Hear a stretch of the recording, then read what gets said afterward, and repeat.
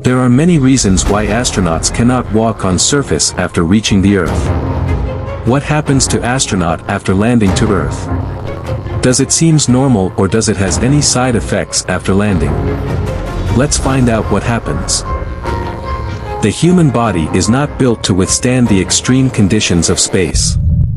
The lack of gravity can have a serious impact on astronauts' health, and one of the most noticeable effects is on their bones and muscles.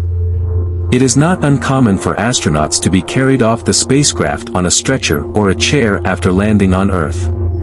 There are three main reasons why astronauts may have difficulty walking on land after spending so much time in a microgravity environment. Reason number 1, living in a microgravity environment causes bone and muscle loss. In a microgravity environment, astronauts are not subject to the same level of gravity that they experience on Earth. On board the International Space Station, the astronauts experience about 89% of the gravity we experience on Earth. So it's not a massive difference, but the main issue comes from the state of weightlessness astronauts experience 24/7. Since the ISS, and everything that is inside of it is in a constant state of free fall, the astronauts can float around. Now, this sounds like a lot of fun, floating around the ISS, but without the force of gravity pulling down on their bodies, astronauts' muscles and bones are not required to work as hard. Over time, this can lead to a significant loss of muscle and bone mass over time. The bones break down in the legs, hips, and spines. The loss of calcium renders them weaker, and more prone to injuries once the astronauts are back on Earth. Over time, the muscles in the legs and back atrophies and weaken too. This will result in a loss of mobility after landing on Earth. To reduce this loss of muscle and bone, astronauts are required to exercise every day for about 2.5 hours. Reason number 2, the cardiovascular system is also affected by microgravity. The heart is a muscle that pumps blood throughout the body. In a microgravity environment, the heart does not have to work as hard to pump blood since there is no gravity pulling down on the body. Over time, this can lead to a decrease in the size and strength of the heart muscle. After spending 340 days on the islands, astronaut Scott Kelly's heart shrunk by 27% despite doing low-intensity exercises 6 days a week for 2 hours.